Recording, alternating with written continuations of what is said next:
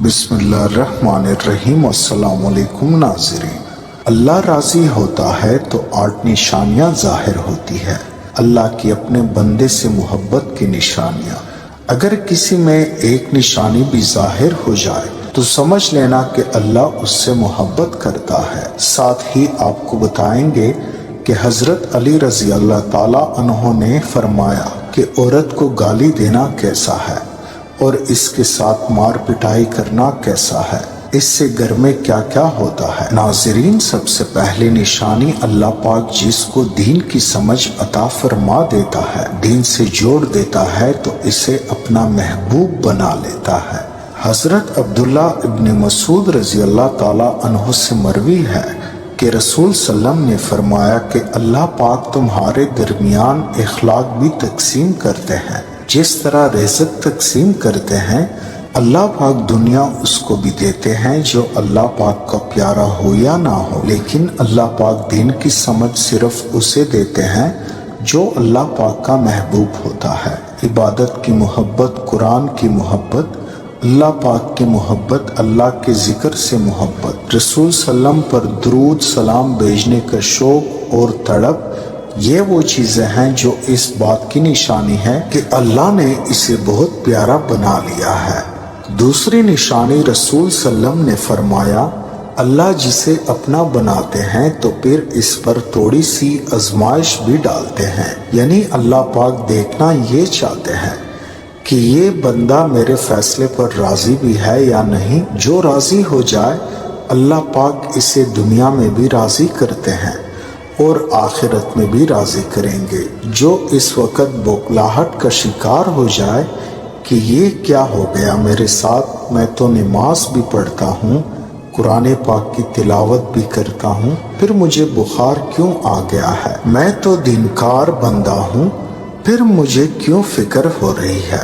तो ऐसा नहीं सोचना चाहिए। हज़रत बिलाल हबशी रज़ी अल्लाह ताला अन्हो से किसी ने पूछा कि आप बड़ी तौहीद की बातें करते हैं तो आपको इतनी बुरी तरह से मार क्यों पड़ती है। तो आप रज़ी अल्लाह ताला अन्हो ने फरमाया कि तुम भी तो बाजार जाकर बर्तन खरीदने से पहले इसे बजाकर देखते हो कि मिट्टी सही तरह से लगी है या नहीं। बस अल्लाह ने मुझे भी आजमाया था।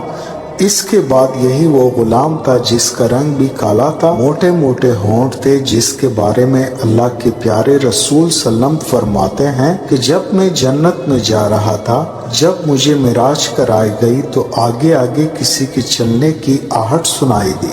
मैंने हजरत जिब्राइल अलैहिस्सलाम से पूछा कि ये कौन है। जवाब मिला कि ये बिलाल हबशी है जो आपके आगे चल रहे हैं।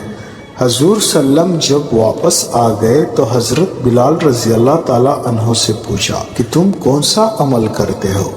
तो हजरत बिलाल हबशी रजी अल्लाह ताला अन्हो ने फरमाया कि आपने ही तो फरमाया था कि हर वक्त बावजू रहना। तो मैं हर वक्त वजू की हालत में रहता हूँ और जब भी मैं बावजू होता हूँ तो उसी वक्त नया वजू कर लेता हूँ और जब वजू करता हूँ तो तब 2 रकत नमाज भी पढ़ लेता हूँ। चलते ज़मीन पर हैं और कदमों की आहट जन्नत में सुनाई देती है। तो आजमाइश अल्लाह पाक की मोहब्बत की दूसरी निशानी है।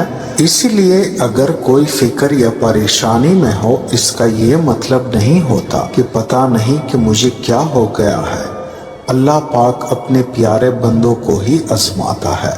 तीसरी निशानी तो बहुत ही ज़्यादा खूबसूरत निशानी है जिससे पता चल सकता है कि अल्लाह पाक किससे राज़ी है और हमसे मोहब्बत करते हैं या नहीं। अल्लाह पाक जब किसी बंदे से मोहब्बत करते हैं तो उसकी तरफ खूबसूरत बदलाव लाते हैं। हदीस में आता है कि जब अल्लाह पाक किसी से मोहब्बत करते हैं तो अल्लाह पाक जिब्राइल अलैहिस्सलाम को फरमाते हैं कि इसके बाद आसमानों में ज़लज़ला आ जाता है, सब फरिश्ते बेहोश हो जाते हैं और फिर जब अल्लाह के हुक्म से सब बेहोश हो जाते हैं और फिर जब अल्लाह के हुक्म से सब होश में आते हैं तो सबसे पहले हज़रत जिब्राइल अलैहिस्सलाम को इजाज़त होती है। तो हज़रत जिब्राइल अलैहिस्सलाम सवाल करते हैं कि ए रब क्या फरमाया है, और उसके बाद खुद ही कहते हैं कि अल्लाह ने जो भी फरमाया होगा वो हक फरमाया होगा। پھر اللہ فرماتے ہیں جبرائیل میں نے آج اس بندے کو اپنا محبوب بنا لیا، تم بھی اسے اپنا محبوب بناؤ۔ حضرت جبرائیل علیہ السلام بھی اس بندے سے محبت کرنے لگتے ہیں۔ پھر حضرت جبرائیل علیہ السلام کو حکم ہوتا ہے کہ آسمان کے تمام فرشتوں کو خبر دے دو، یہ اللہ کا پیارا بن گیا ہے۔ حضرت جبرائیل علیہ السلام آسمان کے تمام فرشتے اور تمام نورانی مخلوقات بھی اس سے محبت کریں۔ ساتوں آسمان کے کربوں فرشتے اس سے محبت کرنے لگتے ہیں۔ پھر ایک فرشتہ آسمان سے دنیا میں آتا ہے اور اعلان کرتا ہے کہ اے لوگو، فلاں شخص اللہ کا محبوب ہے۔ حضرت جبرائیل علیہ السلام اور تمام آسمانوں کی نوری مخلوقات اس سے محبت کرتی ہے، تم بھی اس سے محبت کرو۔ اور پھر دنیا والوں کے دلوں میں اللہ پاک اس بندے کی محبت ڈالتا ہے۔ تو اس لیے دنیا میں دو کام ضرور کرو جس کو کرنے سے اللہ ہم سے راضی ہو جائے، ہمیں اپنا محبوب بنا لے، انشاءاللہ دنیا اور آخرت میں کامیاب ہو جاؤ گے۔ حضرت عبداللہ ابن عباس رضی اللہ تعالی عنہ فرماتے ہیں جب نیکیاں قبول ہو جاتی ہے تو انسان کے جسم میں یہ 5 نشانیاں ظاہر ہو جاتی ہے۔ نمبر 1، جب انسان کی نیکی قبول ہو جاتی ہے تو اس کی وجہ سے اس کے چہرے پر عجیب سی رونق آ جاتی ہے، یعنی وہ انسان دنیا کے سامنے اپنی خوشی کا اظہار اپنی مسکراہٹ اور بشارت کے ساتھ کرتا ہے۔ وہ ہر وقت خوش رہتا ہے، بلکہ یوں لگتا ہے کہ اس دنیا میں اس سے بڑا سکون اور وقار والا کوئی نہیں ہے، لگتا ہے کہ اسے دنیا کا کوئی غم ہی نہ ہو۔ یہ خوشی ہر ایک کو نصیب نہیں ہوتی۔ نمبر 2، اس کا دل روشن ہو جاتا ہے، یعنی وہ ہر وقت اللہ کے وعدوں پر امید رکھتا ہے۔ اس کے پاس کچھ ہو یا نہ ہو لیکن اس کے دل میں اتنی خوشی ہوتی ہے کہ اس کی کوئی پرواہ ہی نہیں ہوتی۔ اور یہ یاد رکھنا کہ امیر انسان مال سے نہیں بنتا بلکہ امیر ہمیشہ دل سے بنتا ہے۔ حضرت علی رضی اللہ تعالی عنہ فرماتے ہیں دولت مٹی کی طرح ہے اور مٹی کو پیر کے نیچے رکھنا چاہیے، اگر اپنے اوپر چڑھاؤ گے تو وہ قبر بن جائے گی اور قبر زندہ لوگوں کی نہیں ہوتی۔ نمبر 3، جب کسی کی نیکیاں قبول ہو جاتی ہے تو اس کے جسم میں نیکی کی طاقت آ جاتی ہے اور شیطان اسے گمراہ نہیں کر سکتا۔ شیطان سے بچنے کی قوت اللہ اس کے جسم میں پیدا کر دیتا ہے۔ نمبر 4، وہ اپنے مال و دولت میں فراوانی پیدا کرتا ہے، یعنی اللہ اس کے رزق میں برکت پیدا کرتا ہے۔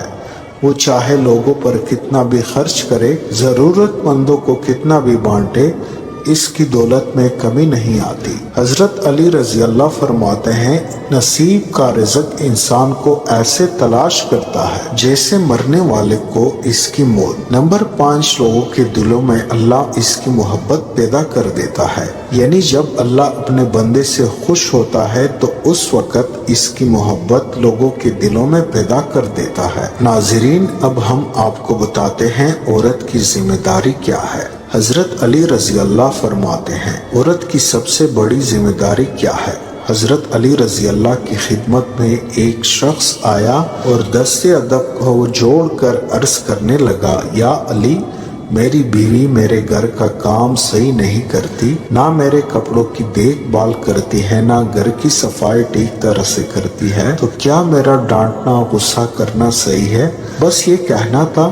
تو حضرت علی رضی اللہ تعالیٰ عنہ نے فرمایا، اے شخص، کس نے کہا کہ تمہاری بیوی پر تمہارے گھر کا کام واجب ہے؟ یاد رکھنا، اسلام نے عورت کی عزت کو جتنا بلند کیا ہے اتنا کسی مذہب نے نہیں کیا۔ میں نے رسول صلی اللہ علیہ وسلم سے سنا کہ عورت کی سب سے بڑی ذمہ داری یہ ہے کہ وہ اولاد کی اچھی پرورش کرے اور وہ اپنی اولاد کا خیال رکھے، لیکن اگر اپنی اولاد کی پرورش کرنے کی اجرت شوہر سے مانگنا چاہے تو وہ بھی مانگ سکتی ہے۔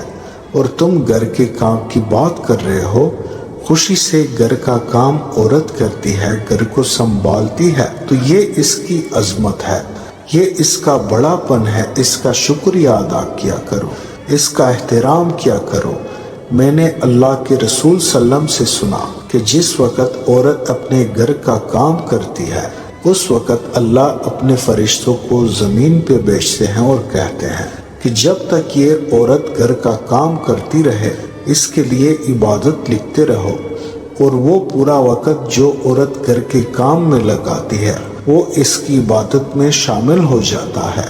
یہ عورت کی عظمت ہے کہ وہ تمہارے گھر کو جنت بناتی ہے، تمہارے بچوں کو عظیم انسان بناتی ہے۔ لیکن اگر کوئی عورت پر ظلم کرے، گھر کے کام کاج کی وجہ سے اسے ٹوکتا رہے، اس پر ظلم کرتا رہے، تو روز محشر میں اللہ اس انسان کو گدھے کی شکل میں اٹھائے گا اور دوزخ کا ایک دروازہ ان لوگوں کے لیے کھولا جائے گا اور یہ کہا جائے گا کہ یہ وہ انسان ہیں جنہوں نے اپنے ہی عورتوں پر ظلم کیا، ان کو حقیر سمجھا اور ان کو غلام سمجھا۔ ناظرین، اب ہم آپ کو بتاتے ہیں حضرت علی رضی اللہ نے فرمایا گھر میں عورت کا رونا کیسا ہے، عورت پر ظلم کرنے کی کیا سزا ہے۔ حضرت علی رضی اللہ راستے سے گزر رہے تھے، دیکھا کہ ایک شخص اپنی بیوی پر ظلم کر رہا تھا۔ حضرت علی رضی اللہ ان کے قریب گئے اور فرمانے لگے، اے شخص، اللہ سے ڈرو، تمہاری مفلسی، پریشانی